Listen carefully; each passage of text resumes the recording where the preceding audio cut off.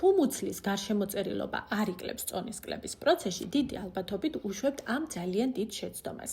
ზოგიერთ ადამიანს მთელი დღის განმავლობაში არ აქვს ჭამის სურვილი და არც მიირთმევს კალორიების დაზოგვის მიზნით. თუმცა, ასეთ შემთხვევაში შემდეგ საღამოს საათებში იწყება უკონტროლო ჭამა. მიირთმევთ არაჯანსაღ საკვებს, რაც ხელში მოგვხვდება, ან კიდევ შეიძლება ჯანსაღადაც იკვებებოდეთ, მაგრამ ჭამთ დიდი რაოდენობით. ორივე შემთხვევაში ეს მდგომარეობა ხელს შეგიშლით მუცლის ცხიმის მოშორებაში.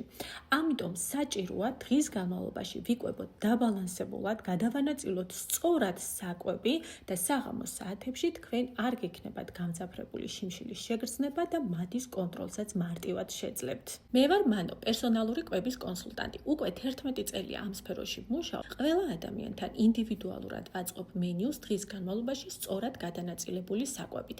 ამიტომაც ჩემი მომხმარებლები თვის მანძილზე 6-დან 8 კილოგრამს იკლებენ ძალიან კომფორტულად. თუ შენც გინდა შენზე მორგებული კვების რაციონი, დაიკლო წონაში კომფორტულად, მარტივად, შეგიმცირდეს მუცლის გარშემოწერილობა, დაწერე კომენტარებში სიტყვა პროგრამა და მე აუცილებლად დაგიკავშირდები კონსულტაციისთვის.